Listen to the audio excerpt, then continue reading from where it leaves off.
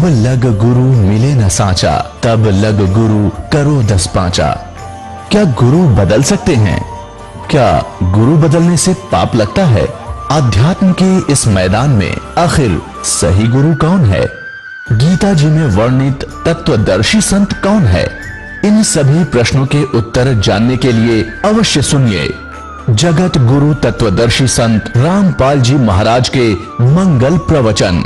जब तक हमें सतगुरु नहीं मिलते और ये झूठे गुरुओं की से हम दीक्षा भी लेकर के साधना करते रहते, तो हमें परमात्मा से मिलने वाले वो लाभ प्राप्त नहीं होते जिनकी आशा लेकर के हम वहां जाते। फिर कुछ दिन वहां जाते हैं तो फिर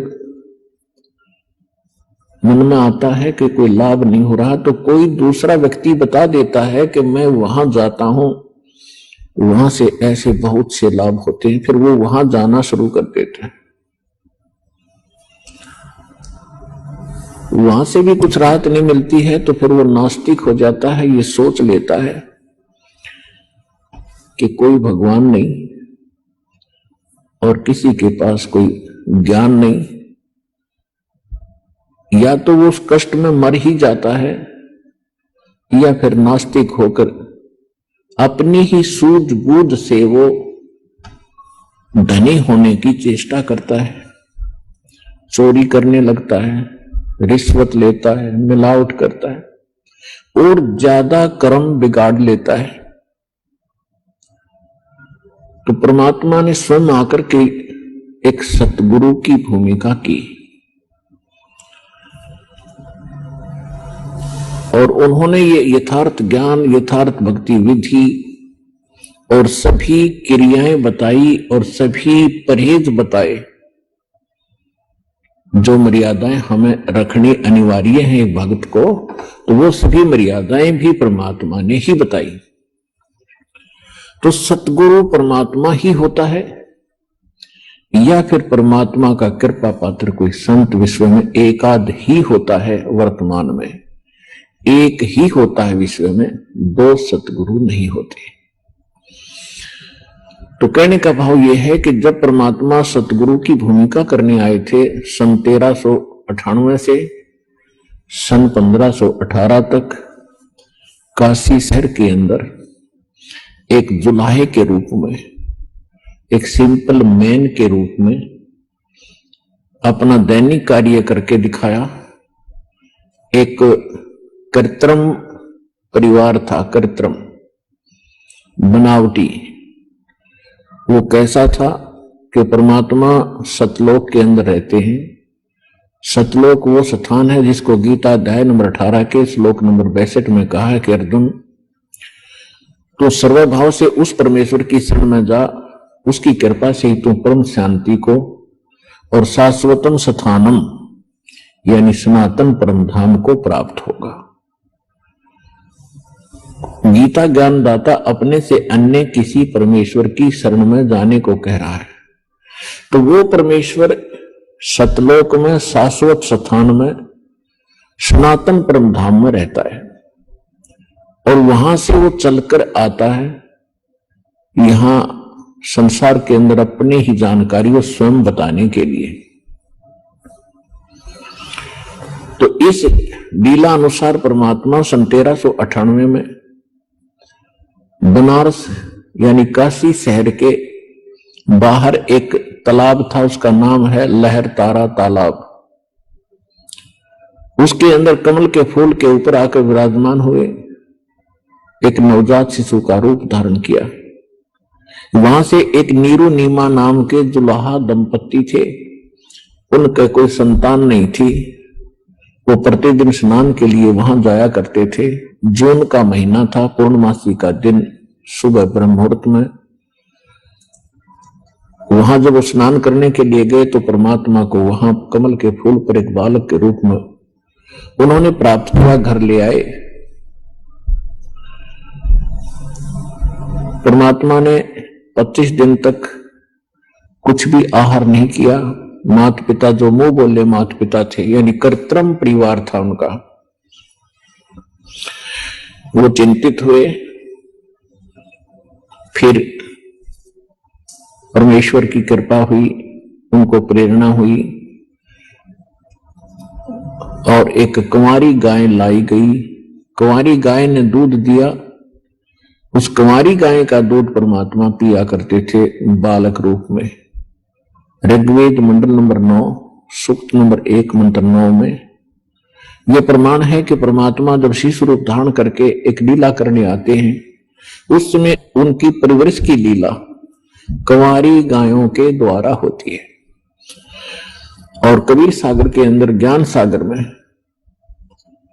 यह प्रमाणित है कि परमात्मा 25 दिन तक कुछ आहार किया नहीं और तब उनको कुंवारी गाय उनके सामने लाई गई। कुंवारी गाय ने दूध दिया, उस दूध को परमात्मा पिया करते थे।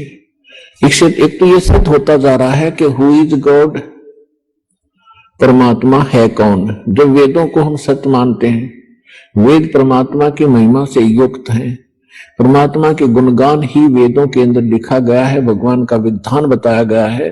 परमात्मा कैसी लीला करता है, कैसा है, कहां रहता है, उसके मिलने की विधि क्या है, यह हमारे सदग्रंथों में प्रमाणित है, विद्यमान है।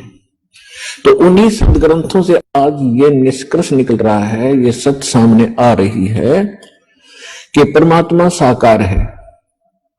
इन वेदों के पढ़ने वाले आज तक हमें निराकार बताया करते थे। तो इन्हें खाक पड़ा वेद, अपना जीवन नाश किया प्रभुता के भूखों ने या माया के पुजारियों ने, और हमारे पूर्वजों को डबो दिया, भूत बनवा दिए, पशु बनवा दिए, गलत साधना करवा के।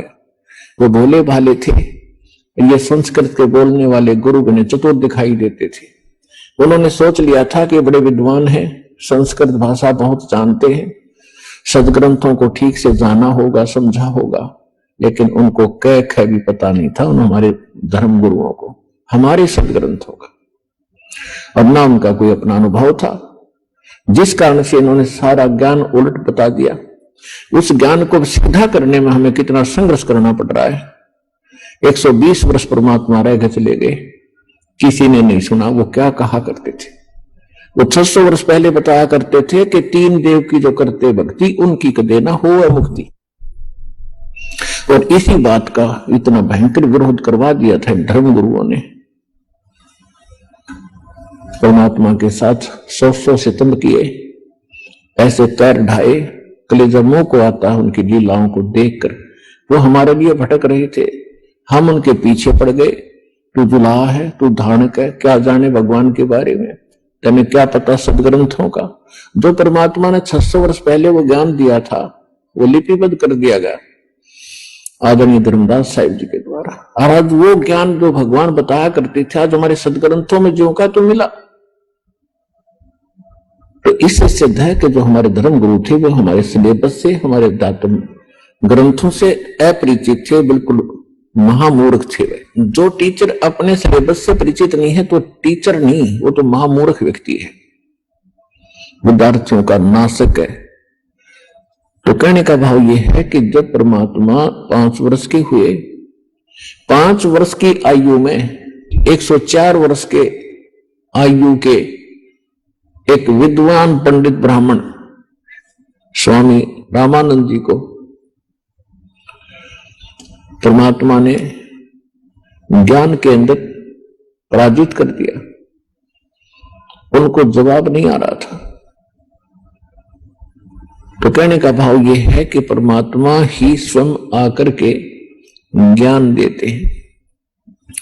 रामानंद जी को मालिक ने बहुत पहले तो वेदों गीता से पूछा कि आप कहते हो परमात्मा पाप नाश नहीं कर सकता, कर्म तो जीव को भोगने ही पड़ते हैं, जैसा जिसने किया वो तो भोगना ही पड़ेगा,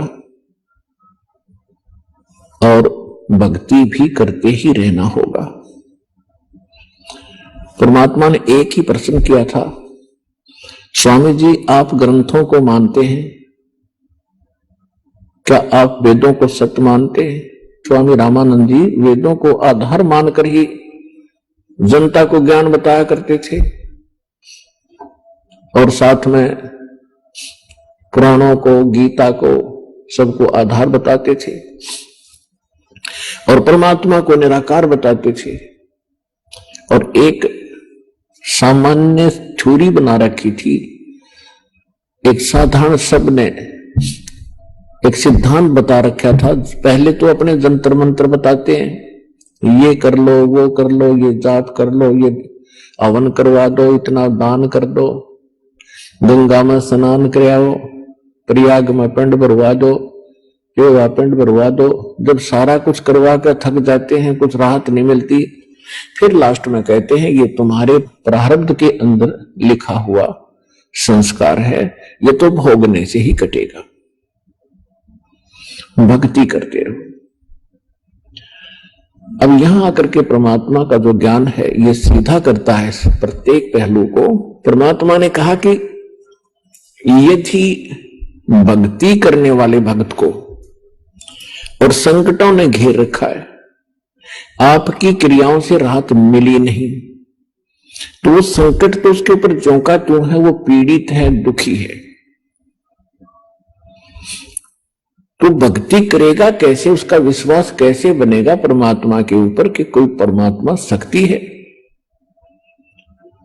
अब जैसे किसी के पैर में कांटा लगा है और वो किसी के पास जाता है कि बड़ा जानकार व्यक्ति है, उसने ये तो बता दिया कि तेरे पैर में कांटा लगा है जिस कारण से तुझे पीड़ा है, और वो ये कहे कि कांटा तो निकलेगा नहीं, मैंने सारा प्रयत्न कर लिया, ऐसे कर जूता पहन ले और आगे कांटे नहीं लगेंगे। तो कांटा लगे पैर में, जूता पहना नहीं जा सकता, कांटा निकले और फिर उसको सलाह दी जाए कि जूता मत निकाल देना, ये पहने रखना, तो वो पूरे सफर में जूता नहीं निकाल लेगा, क्योंकि वो कष्ट का अनुभव कर चुका है जूते के अभाव से कितनी हानि होती है। तो फिर वो व्यक्ति आजीवन जूता पहनेगा उस सफर में। इसी प्रकार हम जीवन रूपी सफर में चल रहे हैं, हमारे सफर में चाहे किसी प्रकार के कांटे हैं, हमारे जीवन में चाहे किसी प्रकार के कष्ट हैं, 3 ताप के कष्ट हैं, पूर्व के संस्कार यानी प्रारब्ध के कष्ट हैं, तो वो दुख तो देंगे ही देंगे, क्योंकि पाप से दुख होता है और पुण्य से सुख होता है। तो परमात्मा ने कहा कि आप वेदों को सत्य मानते हो। स्वामी रामानंद जी ने कहा भाई सत्य मानता हूं। तो यजुर्वेद अध्याय नंबर 8 के श्लोक नंबर 13 में 6 बार लिखा है कि परमात्मा घोर पाप का भी नाश कर देता है यदि उसकी साधना सत्य हो और पूर्ण परमात्मा की भक्ति हो। अब बुद्धिमान लोगों को समझाना आसान होता है। स्वामी रामानंद जी चारों वेदों को कंठस्थ याद किए थे। 104 वर्ष की आयु हो गई थी, 16 वर्ष की आयु से उन्होंने संन्यास ले लिया था और ब्राह्मण के घर जन्म था, तो बचपन से ही वेदों, गीता और पुराणों का अध्ययन स्वाध्याय वो किया ही करते थे।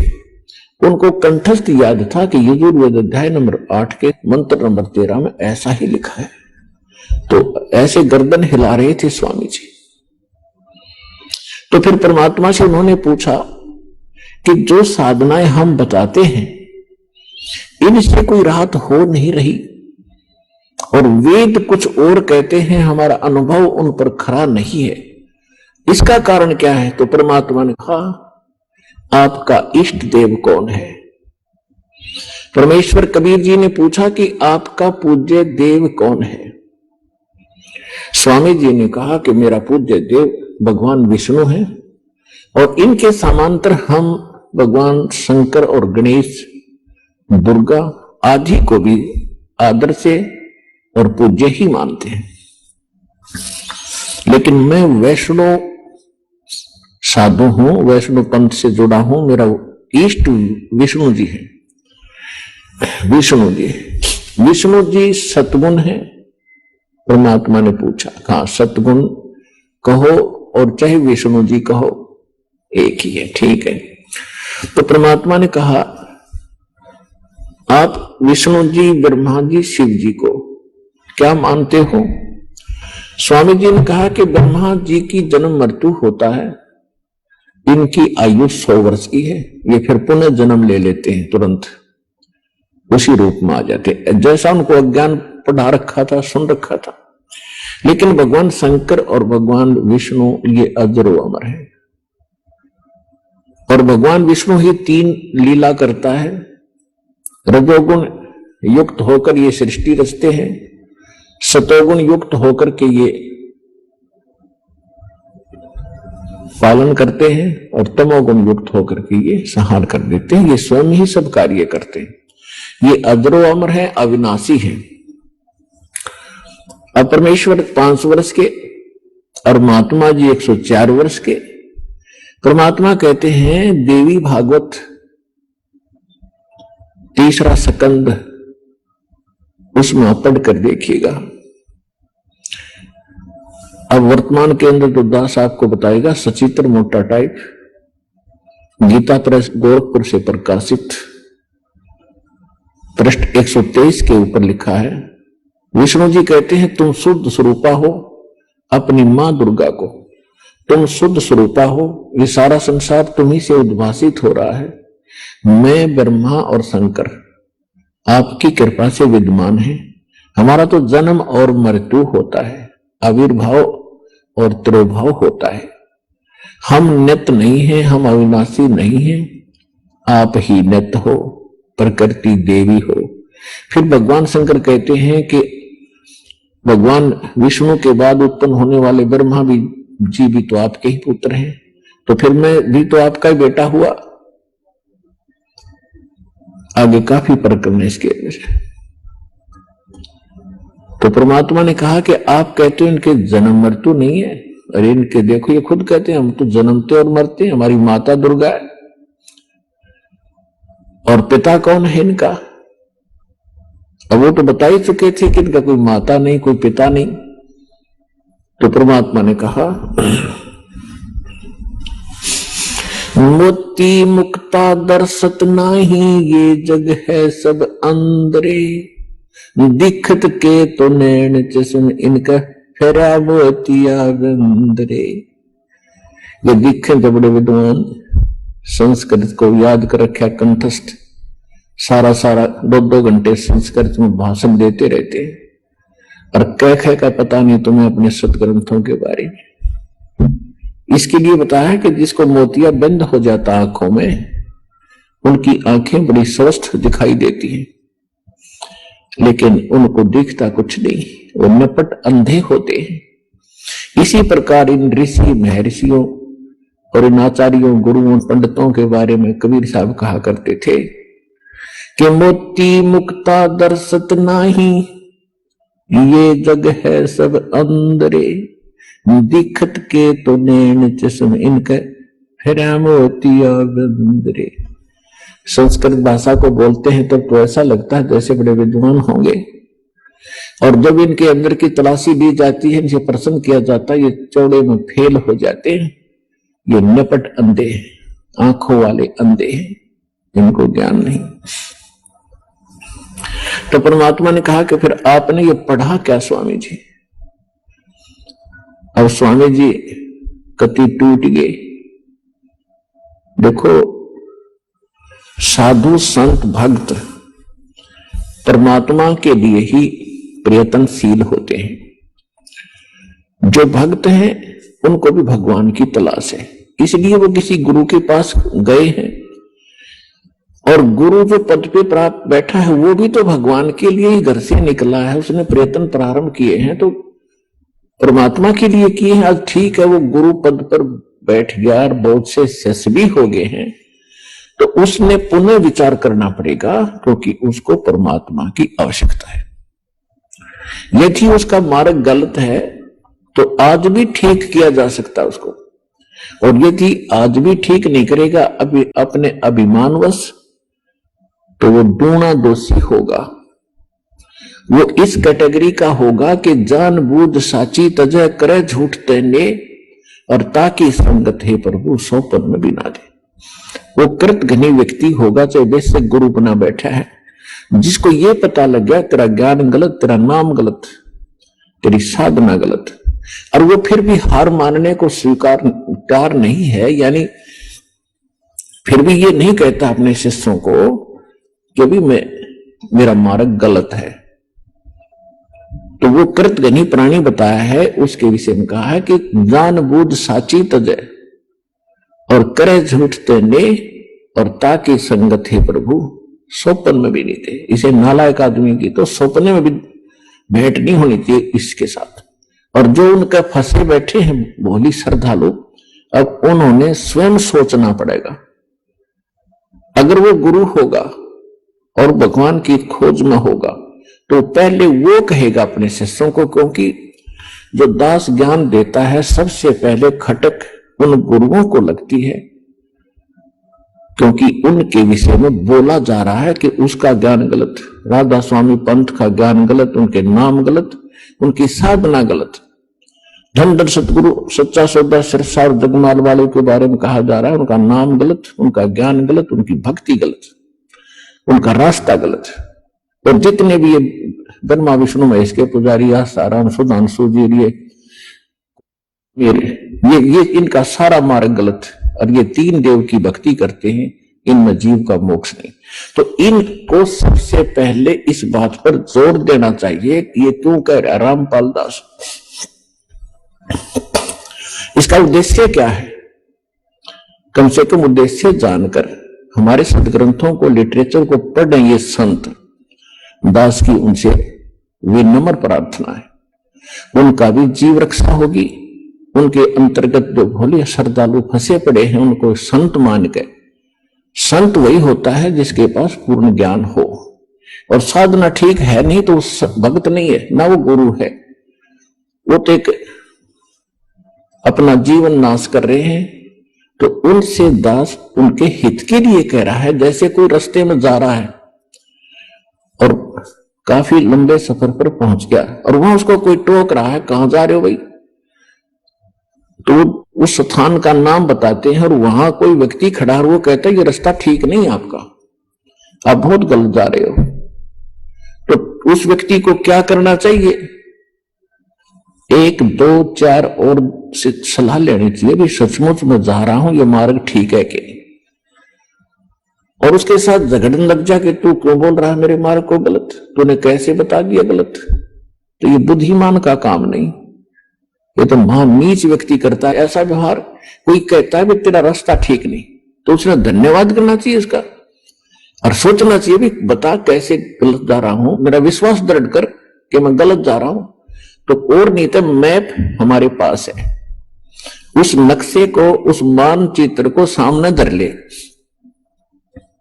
और भाई तू यहां खड़ा है, ये शहर है और आप जा रहे हो दिल्ली और आप इशार से चल के आगे सिरसा, ये सिरसा यहां पर है और दिल्ली इधर है, तेरा मार्ग इसलिए गलत है। तो फिर उसने पुनर्विचार करना चाहिए। तो हमारे जो सदग्रंथ है ये हमारा मानचित्र है, ये हमारा गाइड है।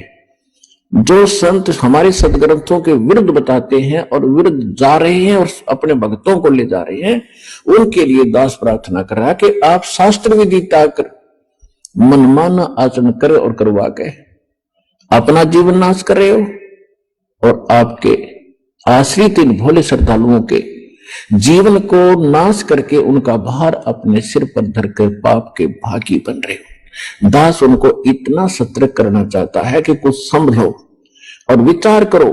ये मैप तुम्हें नहीं देखने आते हैं तो दास ने कति क्लियर कर रखा है। इन सदग्रंथों को दास ने कति निष्कर्ष निकाल कर सत्संग कर रखे। इनको संत भी सुने, उनके चेले भी सुने, अगर उनका समझ में आओ तो ग्रहण करें, ना कोई जोर जबरदस्ती नहीं। वैसे ही किसी के साथ झगड़ा कर लेते हैं, तुमने ऐसे गलत क्यों कह दिया, पहले देखो गलत क्यों कहा। तो ये तो एक सभ्यता, एक नेक व्यक्ति के लक्षण। और एक बेमतलब उसको सच्चा रास्ता दिखावे, उसके भले में कहे, उसके साथ वो झगड़ा करता है तो कहते हैं कहे भली माने बुरी। और यही परीक्षा नीच आदमी की यही परीक्षा होती है कि उसके भले की कहेंगे तो उसको हानि करता है। कबीर साहब कहते हैं कि साच कहो तो जग नहीं माने और झूठा जगपतियासी। अगर साच कहो तो जग नहीं मानता, झूठों की बात पर विश्वास किए बैठे हैं।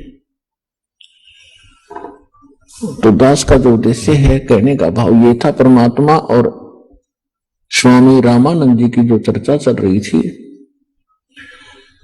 जब स्वामी जी हर तरह से फेल हो लिए, उनकी हर बात को परमात्मा ने, हर पॉइंट को कैंसिल कर दिया, तो परमात्मा ने कहा कि आप विष्णु जी के उपासक हैं, आप कहां जाओगे स्वामी जी? अब स्वामी रामानंद जी कहते हैं कि मैं स्वर्ग लोक में जाऊंगा। स्वर्ग लोक में कितने दिन रहोगे दाता? अब विद्वान पुरुष थे, तुरंत मान गए, श्रेष्ठ बता दिया कि जब तक मेरे पुण्य या भक्ति कर्म जो मैं कर रहा हूं, साधनाएं, ये पुण्य मेरे साथ रहेंगे, तब तक मैं रहूंगा स्वर्ग में। उसके बाद यानी विष्णु जी के लोक में रहूंगा। परमात्मा बोले जब आपके पुण्य समाप्त हो जाएंगे स्वामी जी, फिर कहां जाओगे? फिर स्वामी जी ने कहा कि पता नहीं कहां जाना होगा।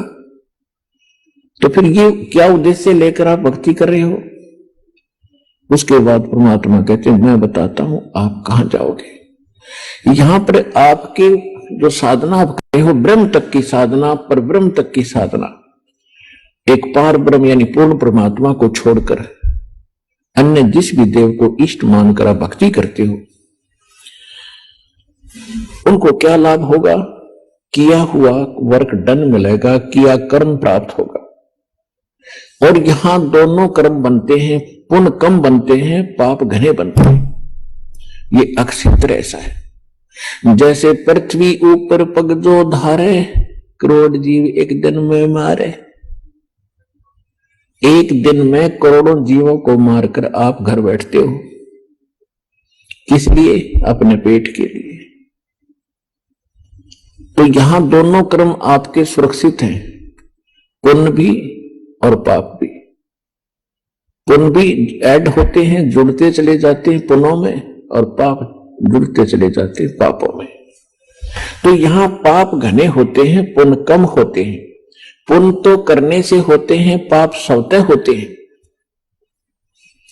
श्रीमद् भगवद गीता अध्याय नंबर 16 के श्लोक नंबर 23 और 24 में कहा है कि जो शास्त्र विधि को त्याग कर मनमाना आचरण करते हैं, मनमाने मंत्र जाप करते हैं, मनमानी पूजाएं साधनाएं करते हैं, नकली गुरुओं के पास जाकर भक्ति कर रहे हैं, उनको न तो कोई सुख हो सकता और न उनकी गति हो सकती और न उनको कोई सिद्धि हो, प्राप्ति होगी। अर्थात यूजलेस, व्यर्थ कति जीवन नाश हो रहा। आज आप देख रहे हो पूरे विश्व में, ये अभिमान की बात ना समझना, ये ज्ञान की बात समझना, पूरे विश्व में सतलोक आश्रम बरवाला जिला हिसार हरियाणा के अतिरिक्त कहीं शास्त्र अनुकूल साधना नहीं है, सब मनमान आचरण करें। तो जो साधनाएं वो कर रहे हैं उनसे लाभ तो होना ही नहीं, क्योंकि शास्त्र विरुद्ध है, और पाप डेली हो रहे हैं। 70 ब्राह्मण की है हत्या, जो चौका तुम देवो नेता। ब्राह्मण सेंस हत्या जो होई, जल स्नान करत हो सोई। पृथ्वी ऊपर पग जो धारे, करोड़ जीव एक दिन में मारे। तो यहां पुण्यात्मा इस विचार करना पड़ेगा आपको, परमात्मा ने शिक्षित इसीलिए बनाया है।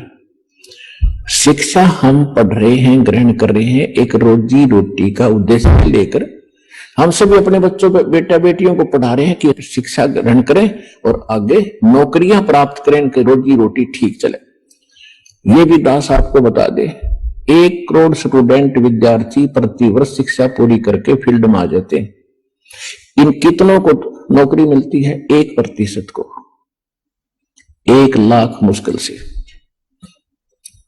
और बाकी 10 लाख मान ले, 90 लाख तो फिर भी अपना वैसे ही काम करते हैं जो आम हम बिना शिक्षा ग्रहण किया करते थे। तो ये परमात्मा ने लालच देकर आपको पढ़वा दिया, और इस शिक्षा का केवल काम है कि आप भगवान को पहचान लोगे, अपने सदग्रंथों को, अपने घर में दबे खजाने को तुम खुद खोज लोगे। आप भिखारी बने फिरो थे।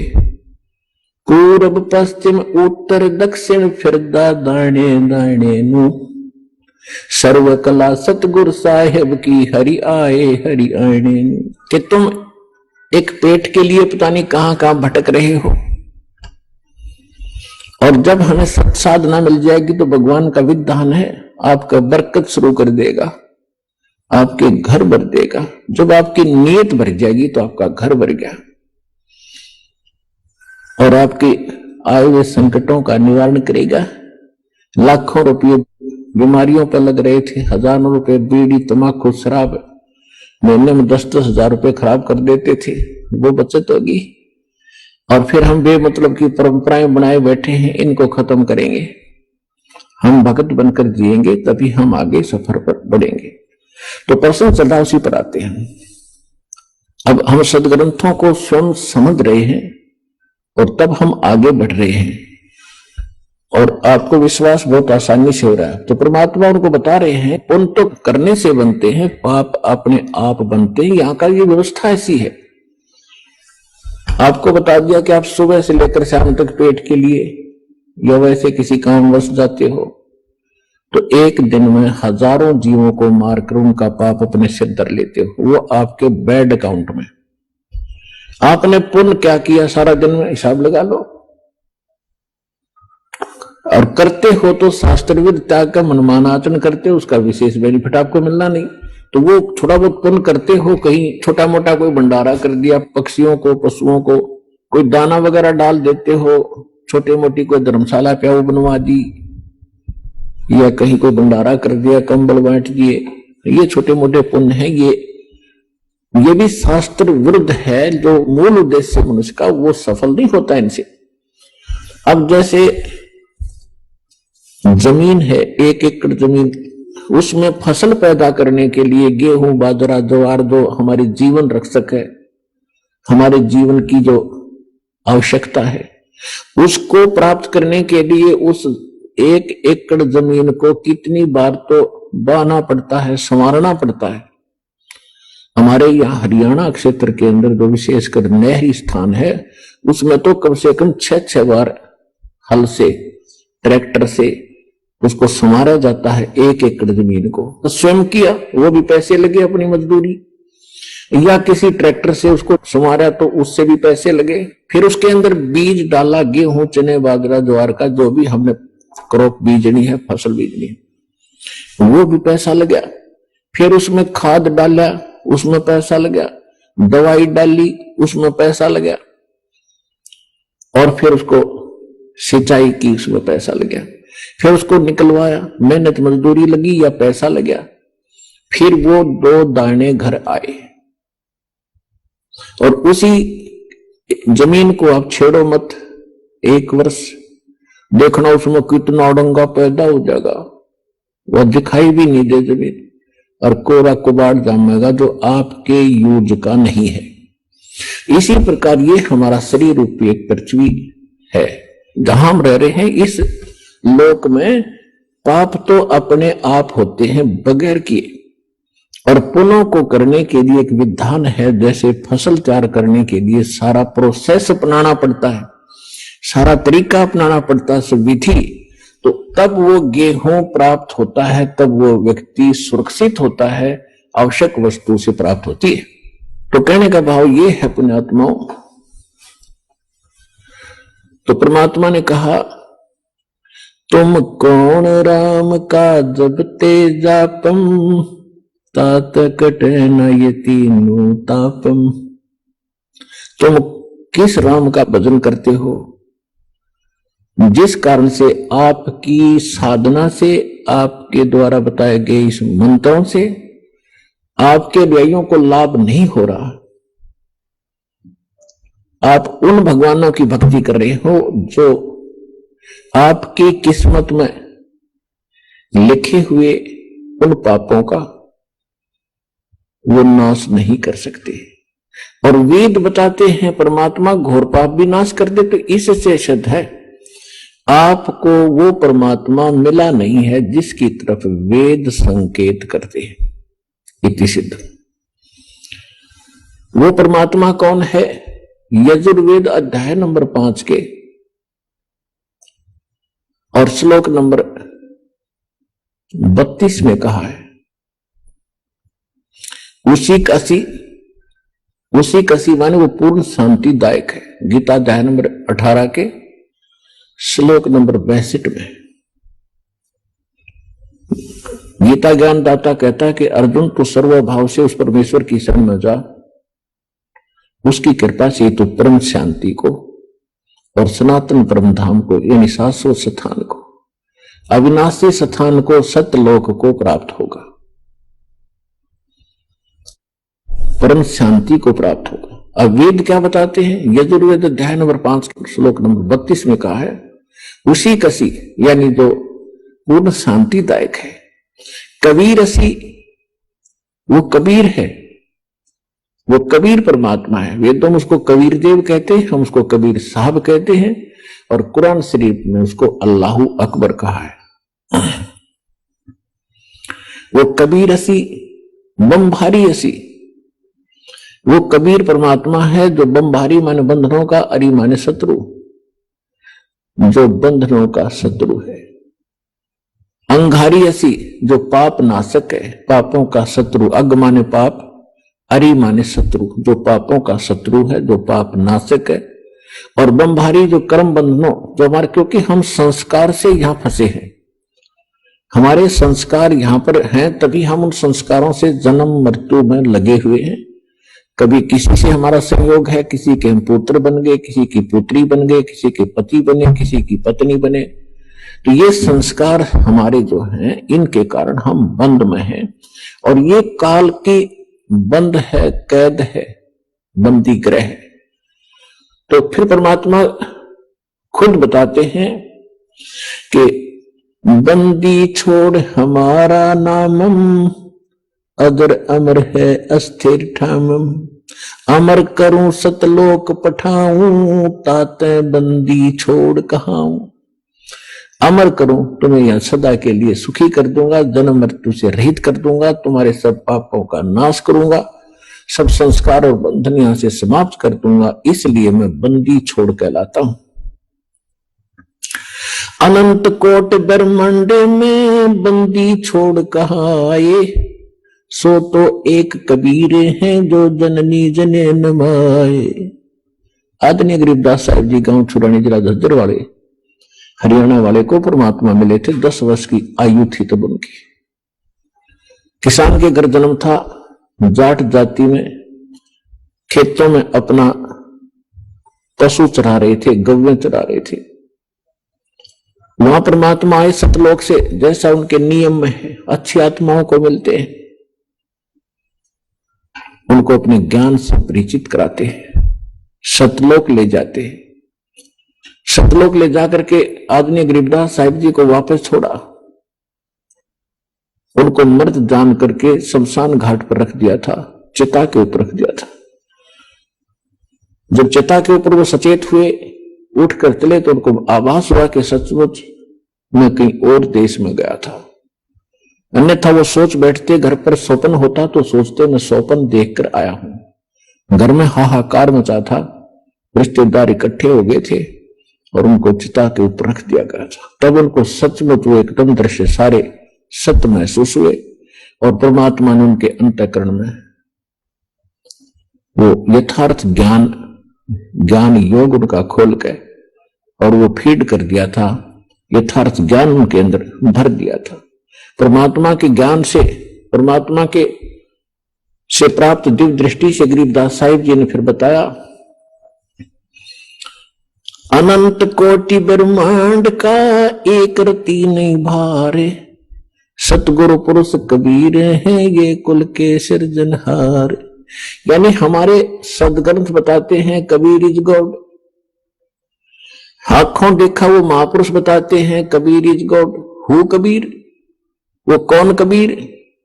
अनंत कोट ब्रह्मांड का एक रति नहीं भारे, सतगुरु पुरुष कबीर हैं ये कुल के सिरजनहार।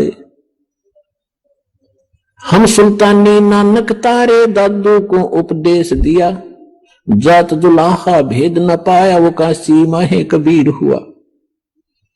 अब स्पष्ट भी कर दिया कि हु कबीर जो काशी में जाति दुलाहा धानक रूप में रहा करते थे, वो है वो भगवान सिरजनार। हम सुल्तानी नानक तारे दादू को उपदेश दिया। गरीबदास साहिब जी कह रहे हैं कि मुझे और इब्राहिम सुल्तान अधम एक मुसलमान राजा था इराक देश का, उसको और आदरणीय दादू साहिब जी को, आदरणीय नानक साहिब जी को हम सुल्तानी नानक तारे और दादू को उपदेश दिया। जात चुलाहा भेद नहीं पाया, वो काशी माए कबीर हुआ। अब स्पष्ट कर रहे हैं गरीबदास साहिब जी कि मुझे पार किया, दादू साहिब जी को पार किया, नानक जी को पार किया। अब दादू साहिब जी को परमात्मा ऐसे ही मिले थे जैसे गरीबदास साहिब जी को मिले थे। 7 वर्ष की आयु थी, जंगल में बच्चों में खेल रहे थे। एक साधु संत यानी जिंदा महात्मा का रूप बनाकर परमात्मा वहां आए, बच्चों से एक बात की, दादू जी को वहां लेकर गए, आत्मा को सतलोक के अंदर ऊपर के सब ब्रह्मांड दिखाए। दादू जी 3 दिन और 3 रात तक बेहोश रहे, अचेत रहे। सारे नगर में हाहाकार मच गई, गांव के अंदर रिश्तेदार इकट्ठे हो गए। ना मर रहा है, ना जी रहा है, ना खा रहा है, ना पी रहा है, कोमा के अंदर चला गया। अब सांस चल रही है, मृत भी नहीं कह सकते। तीसरे दिन परमात्मा ने उनको आत्मा को वापस छोड़ दिया। तब उठकर उन्होंने कहा था, जिन मुझको निज नाम दिया सोए सतगुरु हमार, दादू दूसरा कोई नहीं ये कबीर सिरजनहार। उसके बाद नानक साहिब जी को परमात्मा मिले थे बेई नदी के ऊपर। सुल्तानपुर एक शहर है, अब पश्चिमी पाकिस्तान के अंदर है। पहले ज्वाइंट भारत था सारा ही। तो वहां वो नौकरी करते थे एक राजा के घर, नवाब के यहाँ मोदी खाने में। नानक जी प्रतिदिन स्नान करने के लिए जाते थे। जो सुल्तानपुर के साथ से एक नहर बह रही है, दरिया नदी, वह एक घाट बना हुआ था, वहां स्नान करने जाते थे। वहां परमात्मा उनको 2 बार मिले। पहली बार तो वो अपने आप जैसे जहां काशी में रहते थे उस रूप में गए। दूसरी बार फिर वो जिंदा महात्मा के रूप में उनको उसी स्थान पर मिले। उनको दरिया के अंदर स्नान करने के लिए डुबकी लगाने की बहाना करके 3 दिन तक अदृश्य कर दिया। कहीं और स्थान पर उनके शरीर को रखकर सतलोक के अंदर लेकर गए। तीसरे दिन ऊपर के सब ब्रह्मांड और सब कुछ दिखाकर अपना सचखंड सतलोक उनको वापस छोड़ दिया। तीसरे दिन जब नानक साहिब जी वापस आए और फिर उनको बताया गया था नानक साहिब जी को सतलोक के अंदर कि मैं काशी में जुल्हा रूप में रहता हूं, कबीर मेरा नाम है और रामानंद जी मेरे गुरु हैं वहां पर। अब आदमी नानक साहिब जी की यह बात समझ में कम आई कि परमात्मा और धानक रूप में कहे वहां मैं जुल्हे रूप में रहता हूं, और उधर से कहते रामानंद जी मेरा गुरु है, तो भगवान का गुरु की क्या आवश्यकता है। तो ये असमंजस के कारण जब वो वापस आए तो उन्होंने पहली उदासी यानी पहली यात्रा, उदासी मीन संसार से उदास होकर के, ये संसार उनको फिर नकली दिखाई दिया, ये अस्थायी स्थान दिखाई दिया, हमारा वास्तविक स्थान नहीं है। जिस कारण से जगत से उदास होकर नौकरी त्याग कर नानक साहिब जी ने पहली यात्रा, पहली उदासी काशी की। अब वो उन्होंने जो ज्ञान प्राप्त हुआ था उसके आधार से अन्य भी किसी ब्राह्मण से, किसी मुल्ला और काजी से प्रश्न करते थे कि परमात्मा कौन है, कैसा है। जैसे हमारे हिंदू धर्म के धर्म गुरु बताते थे राम और कृष्ण ये परमात्मा है। नानक साहिब जी को आंखों देख चुके थे भगवान को, सतलोक कैसा है, ब्रह्मा विष्णु महेश जी की स्थिति कैसी है, वो कौन कितनी पावर रखते हैं। तो ये सब डिस्कशन करते करते पहुंच गए बनारस में। आइए अब हम उन श्रद्धालुओं के अनुभव जानते हैं जो जगत गुरु तत्वदर्शी संत रामपाल जी महाराज जी से दीक्षा प्राप्त कर चुके हैं तथा उनके द्वारा बताए गए भक्ति मार्ग पर चल रहे हैं। सर नमस्कार। सर सत साहब। सर क्या शुभ नाम है आपका? राम सिंह। सर कहाँ से आए हैं आप? शहर मिरिंडा, जिला रोपड़। सर संत रामपाल जी महाराज से नाम दीक्षा लेने से पहले आप क्या भक्ति साधनाएं करते थे? पहले देवी देवते भक्ति की, उसके बाद मैं 20 साल अमृत छक के रखिया, तो उस दे नाल मेरी संतुष्टि नहीं हुई ते मैं संत ना दे करताल सिंह दे उन्होंने ते नाम दीक्षा ली। नाम दीक्षा लेने तो बाद 10 साल समा लंघ चुकिया। फिर मेरे शरीर च जलन हुंदी सी, जलन दी बीमारी सी पैरां तो लेके सिर तक, ते क्रोध भी आंदा रहा। एक्सीडेंट भी मेरे बहुत कई बार होई है उस टाइम दे विच, ते वैसे मैनूं परेशानी इन्नी हो गई सी हद ज्यादा। मैं जिहड़े सीनियर सीगे उन्हां दे सत्संग करने वाला उन्हां नाल भी गलबात कीती कि मेरे नाल इहा जिहा कुछ हो रहा कि मैनूं कोई हल दसो कि मैं बचा, कि जिन्ने मैं नाम जप रहा उन्नी परेशानियां आ रही। तो मैनूं किसी ने सत्संगी ने मैनूं या जो सत्संग करदे सीगे उन्हां नाल भी मैं गल करिया, तो उन्होंने ये नहीं दसिया कि मैं, उन्होंने कहा कि ठीक है भाई तेरे कर्म है, जे तेरे कर्म च है उस तरह तेनू मिल रहा। मैं क्या यार ये तो कोई गल बनी नहीं कि जब मैं तपस्या कर रहा गुरु नाल जुड़िया होया तो मेरे कर्म कटने चाहिए, कि मैनू दुख थोड़ी आना चाहिए, कि दुख बहुत आ रहा। चलो जी समा 10 साल बीत चुके। बीतन के बाद मैं परेशान रहा। ठाकुर जी से नामदान लेने के बाद मैंने बेसमेंट बनाया, तो वहां मैं जब भक्ति करता था मैंने सोचा कि मैं भक्ति करूं कि शायद मेरे कुछ कर्म कट जाएं, लेकिन वहां पर भी बेसमेंट में भक्ति करने से भी, और दुर्गा की पूजा करता था, ब्रह्मा विष्णु महेश की भी पूजा करता था, और ठाकुर जी महाराज जो नाम दीक्षा दिए थे उनका भी पूजा मैं कर रहा था, क्योंकि वो बोलते थे कि भाई सब अपने ही है, सबकी पूजा करो। उन्होंने ये नहीं बताया कि मेरा कोई मर्यादा है कि जो तुम नाम ले, मैं नाम दे रहा हूं कि नामे जपोगे। तो मैंने सबके भक्ति कर रहा था। तो उस बेसमेंट में मैंने हवन वगैरह भी किया। हवन करने थे, मेरी जो पुकार थी, मैं, मुझे डर नहीं लगता था अंधेरे में भी, चाहे कहीं मुरगटिया में चले जाऊं, कहीं भी चले जाऊं, मुझे कोई भय नहीं। तो मैंने बोला, माँ से बोला कि माँ ये बताओ कि आप मुझे मोक्ष की प्राप्ति दे सकती हो?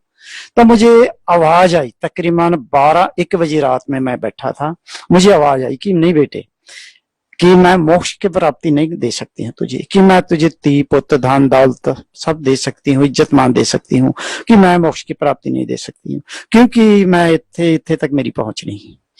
फिर उसके बाद मैं बोला कि माँ मैं कहाँ जाऊं, कि आप कृपा करो मुझे रास्ता दिखाओ। तो उन्होंने, अनुभव मुझे हुआ कि हाँ माँ मुझे बोल रही है कि कोशिश करो, तलाश करो, तू तलाश करो तुझे मिल जाएगा। तो तलाश करने के बाद मैं सोचता रहा, घर से भी लड़ता था कि मैं कहीं चले जाऊंगा, जंगल में चले जाऊं, हरियाणा चले जाऊंगा, वहां जाके देखूंगा कोई संत मुझे मिलेगा। तब देखो यहाँ तो सब कुछ है, मुझे सब कुछ बना दिया, लेकिन सुख भी नहीं, शांति भी नहीं, कि जब मैं इंसान के जुनी में आया हूं कि मुझे मोक्ष की प्राप्ति मिले, कि मैं यहाँ से जमना और मरना, यहाँ से छुटकारा पाऊं, लेकिन मुझे कोई संत नहीं मिला। मैं बड़े अच्छे अच्छे संतों से मैंने बात की, ऐसी कोई बात नहीं, संत ठाकुर जी महाराज से भी मैंने बात की। तो उसके बाद उनके स्वर्गवास हो गए, वो चले गए। पर बलजीत सिंह महाराज जी आए, उनसे भी मैंने बात की कि सर मुझे मोक्ष की प्राप्ति चाहिए। मैंने ना धन मांगी ना दौलत मांगी, लेकिन उन्होंने भी कुछ नहीं कहा, कि हाँ, उन्होंने कहा कि ठीक है तुम नाम जपो, भगवान भला करेंगे। लेकिन मुझे संतुष्टि नहीं हुई।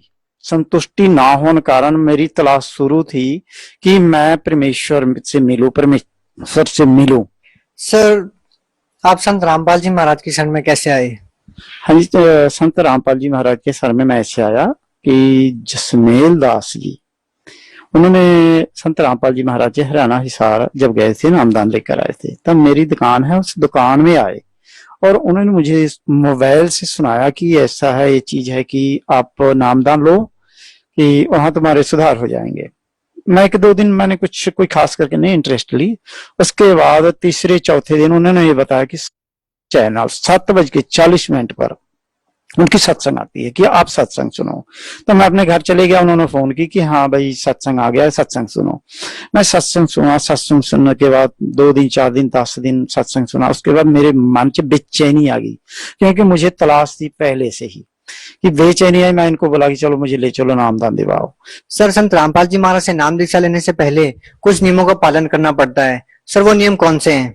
ये थे कि बीड़ी सिगरेट मीट अंडा शराब ते दान दहेज नहीं लेना, पराई औरत पराई दौलत की इन्हां चीजां ते संकोच रखना कि नहीं लेना, अपने किरत कमाई करना, अपने घर परिवार जो बच्चे हैं उनके जो जैसे दिया भी चलाओ और नाम भी जपो, काम भी करो और किसी के साथ ठगी नहीं करना।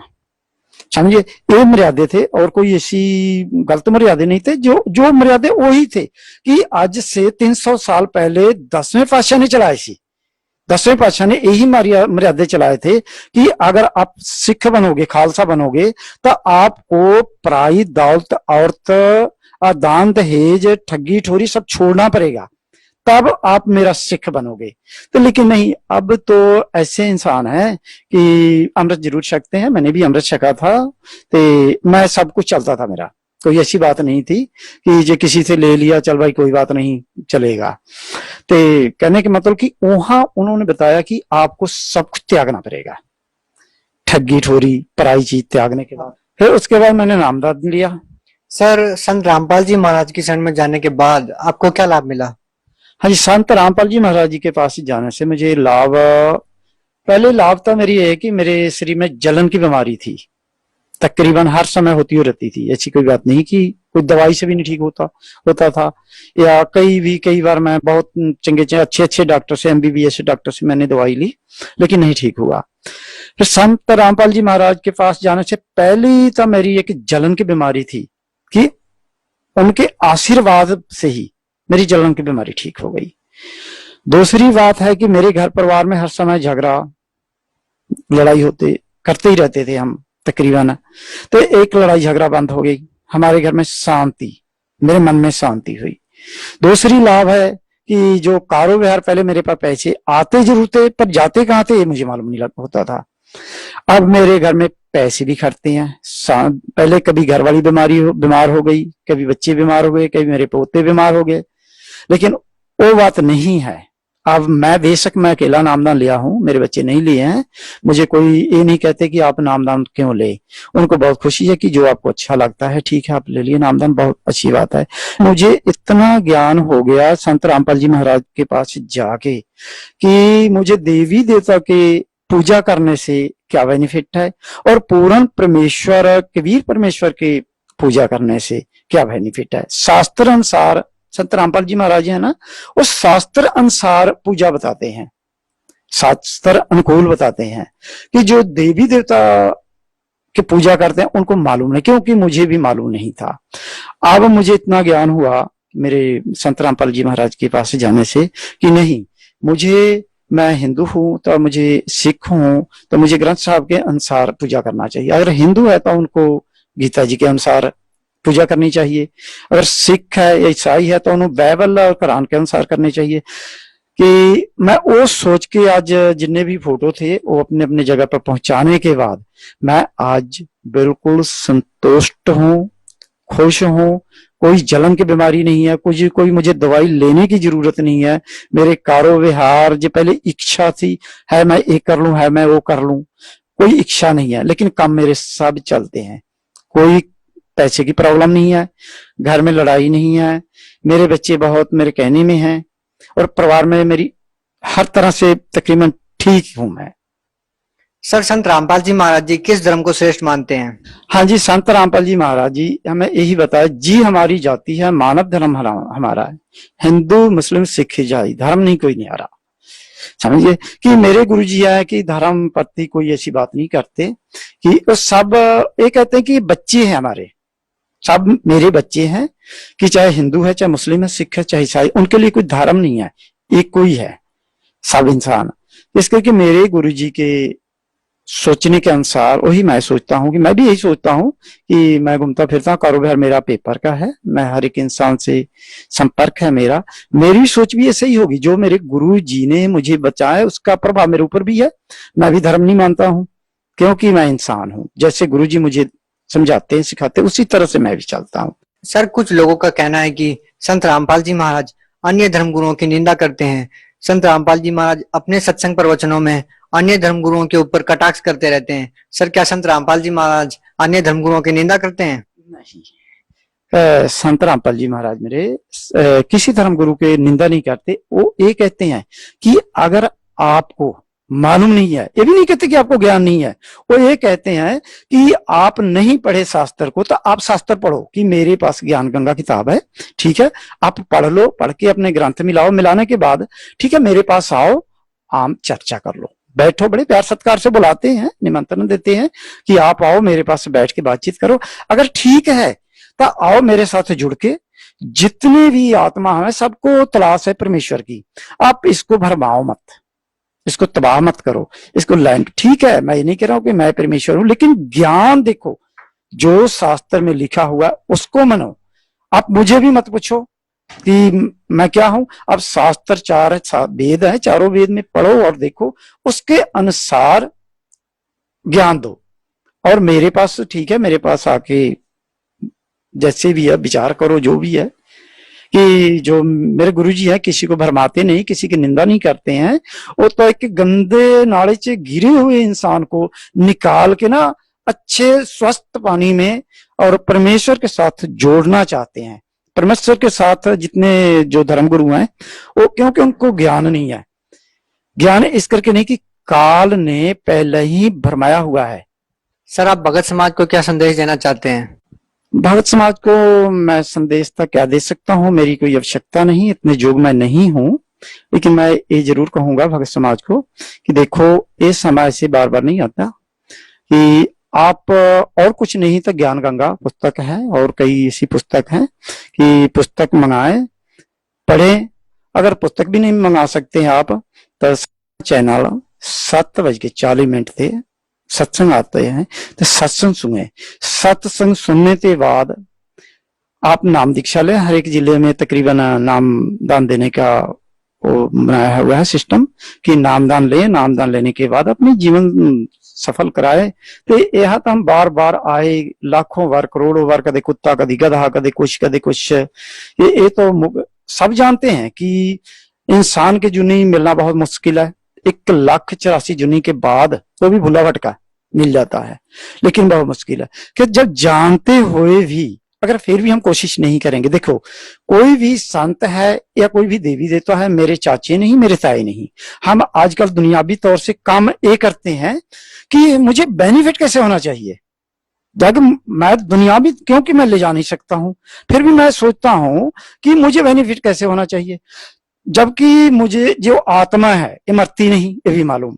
यहाँ फिर कुत्ते गधे के जूनी में जन्म होगा, फिर क्या हाल होगी, कैसे हम रहेंगे, कैसे समय व्यतीत करेंगे, घोड़ा बनेंगे, क्या बनेंगे। तो मेरे संत रामपाल जी महाराज कहते हैं कि बच्चों आप परेशान मत हो, ज्ञान समझो, पढ़ो, पढ़ने के बाद आओ नाम दीक्षा लो, अपने घर में अपने बच्चों को कमा के खिलाओ और अपने घर में रहो। कि मैं संदेश यही देना चाहता हूं कि देखो सब भाई बहन से मेरी यही प्रार्थना है कि आप संत रामपाल जी महाराज से नाम दीक्षा लें और अपने जीवन के सुधार कराएं। सर बहुत बहुत धन्यवाद। सत साहेब जी।